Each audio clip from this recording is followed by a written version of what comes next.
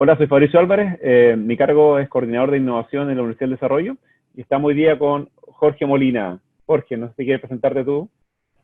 Bueno, yo soy kinesiólogo hace un montón de años y soy actualmente director de la carrera de kinesiología en la Facultad de Medicina, Clínica Alemana, Universidad del Desarrollo, y también soy parte del equipo de investigadores de la unidad de paciente crítico de la Clínica Alemana. Así es. Perfecto, o sea, con eso ya nos queda bien claro ahí tu historial y tu expertise en el tema que vamos a hablar.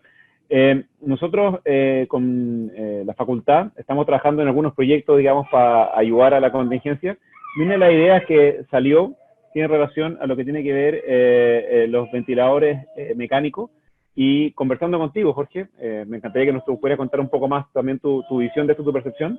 Es que un ventilador, por muy bueno que sea, necesita de un experto atrás de eso. Y nosotros hoy día Sí, queremos poder, a través de la computación, a través de Internet de las Cosas, es llevar esa información que está con un paciente, con un ventilador, con un caso complejo, a un experto que no muchas veces está ahí físicamente, sino que está remoto, y que él pueda ayudar a tomar buenas decisiones con respecto a eso.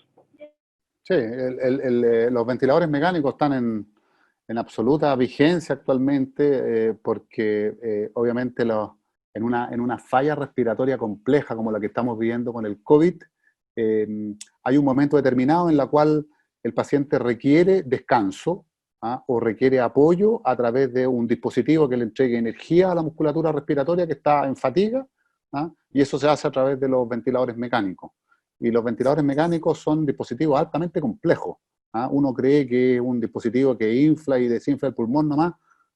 Son extremadamente complejos los actuales, los de las generaciones actuales, y eso requieren claramente profesionales altamente competentes para que uno no vaya a cometer algún error con el paciente. Entonces, esto es exactamente lo mismo que tener una nave para volar. Una nave para volar uno requiere un muy buen piloto, porque si no la nave es imposible que vuele en realidad.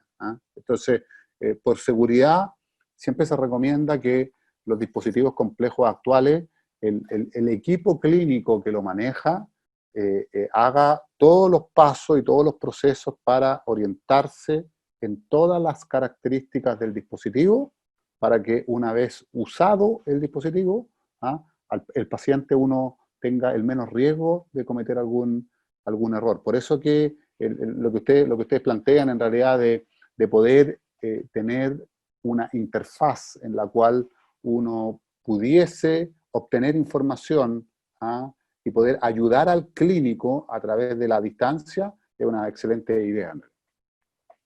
Bueno, la idea Así de que, esto es generar algún tipo de alarma. En una primera instancia son alarmas que están generadas por parte del clínico. En este caso, por ejemplo, tú, Jorge, que tienes una gran expertise, tenías hartos años. Si tú hoy día, por lo que me comentabas, con tu experiencia, si tú hoy día ves a un paciente que está conectado a un equipo y solamente con mirar la gráfica ya puedes saber si es que hay algo no te parece, algo encuentras extraño y le puedes así es. preguntar a distancia, le podrías preguntar a la distancia a la persona que está operando el ventilador por qué programó ciertos parámetros, por qué tomó ciertas decisiones. Claro, Entonces, la idea sería que tú pudieras darle una alerta a él y decirle, ojo, hay algo que no me suena bien, hay algo que no me gusta, y que él también así te es. pudiera pedir ayuda. Así es. Eh, tú, Perdona, uno de los elementos que los clínicos habitualmente plantean es que los dispositivos mecánicos actuales tienen una serie, un abanico interesante de alarmas que uno puede programar. En términos bien simples, si uno le programa volumen corriente, cantidad de aire que ingresa por respiración a los pacientes, uno dice, ok, mi objetivo es que al paciente le lleguen medio litro de aire por respiración, 500 ml de volumen. Entonces uno dice, ok, 500 es lo que yo deseo, pero uno le puede decir al ventilador, si este volumen excede de tal valor o queda corto en tal valor, avíseme con una alarma. Entonces uno le coloca umbrales a la alarma, entonces yo podría elegir 600 y 400. Entonces, si llega a estar el valor sobre 600 o bajo 400, el ventilador ahí avisa. Pero si está en 401, no avisa. No avisa porque el umbral de alarma lo pone un clínico. Entonces, lo que tú estás haciendo permite hasta que remotamente uno a distancia haga un chequeo y diga, en realidad el ventilador está bien programado, pero también las alarmas de alerta están bien programadas, porque uno podría perfectamente equivocarse en eso.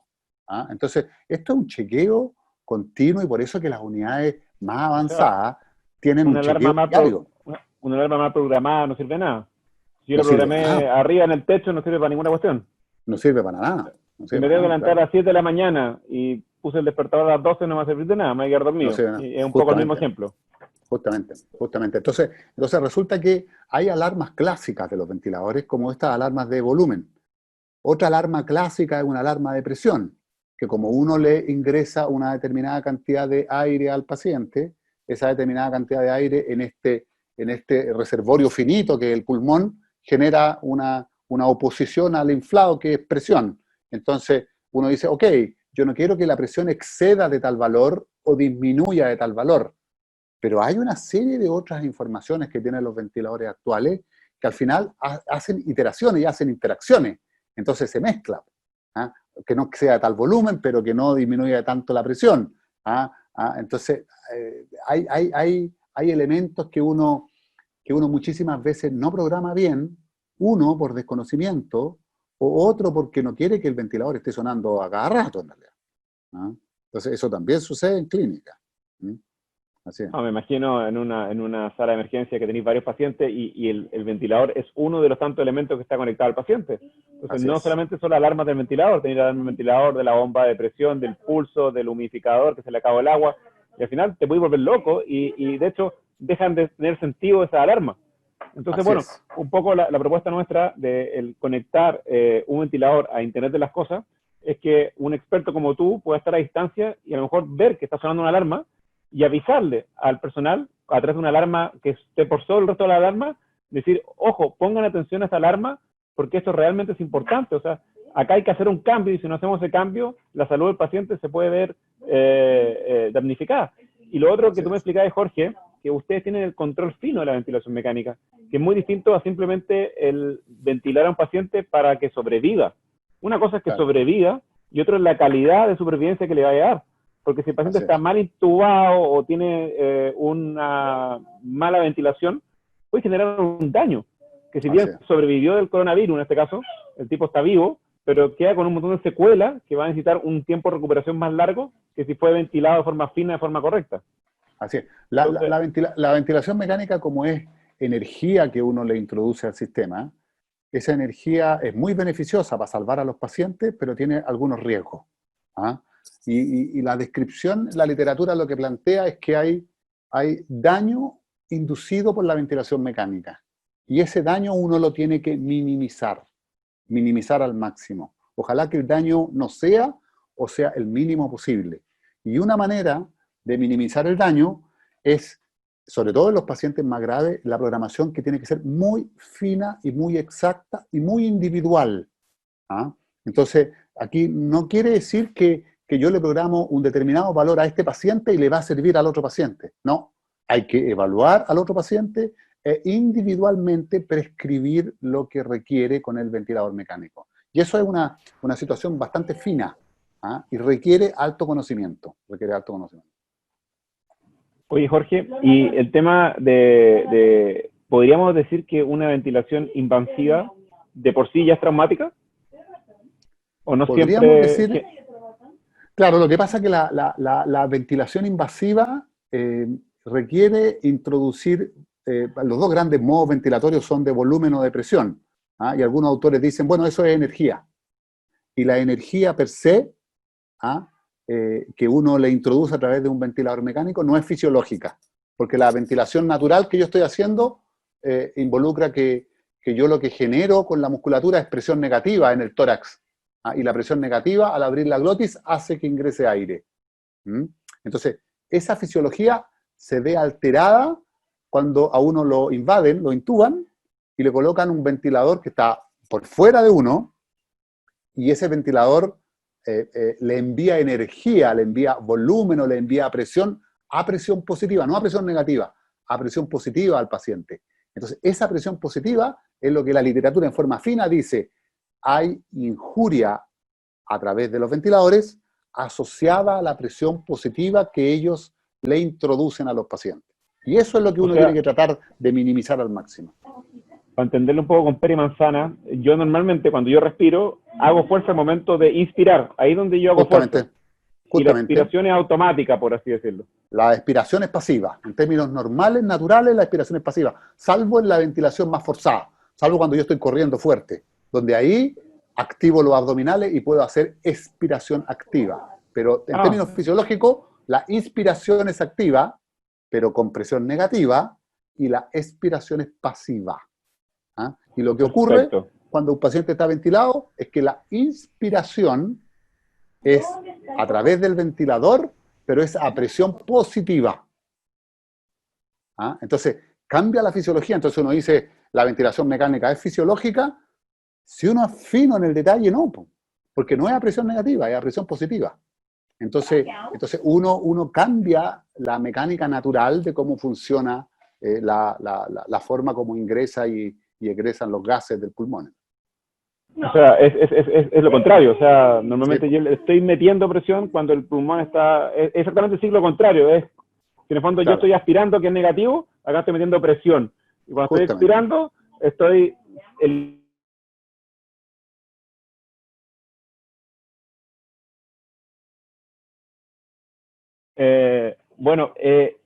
algunas cosas que en el fondo también tengo que agregar acá en la entrevista, y aprovecho de contarte un poco en qué estamos hoy en día con este sistema. Hoy en día estamos trabajando en forma remota. Somos 4 investigadores que estamos trabajando en este proyecto, y cada uno de ellos haciendo aporte en forma remota. Ya tenemos 7 iteraciones distintas de controladores de perillas, para poder controlar diferentes tipos de perillas, adaptarse a distintos diámetros, porque nos dimos cuenta de que existen distintas perillas, y por suerte tú nos pudiste ayudar con el ventilador que teníamos en la universidad, a entender un poquito cómo era, digamos, la mecánica de control de los ventiladores de tercera generación, que tienen mucho más perillas, y también las dificultades que tiene el controlar un ventilador de cuarta a quinta generación, que son TAC, que obviamente necesitamos poner nosotros un elemento que en el peor de los escenarios, que probablemente no sabemos si lo vamos a usar, porque este sistema que le pusimos nombre BOIT o VOIT, en su primera etapa de funcionamiento, la idea es que te permitan a ti, como experto, poder ver lo que le está pasando al paciente y dar recomendaciones.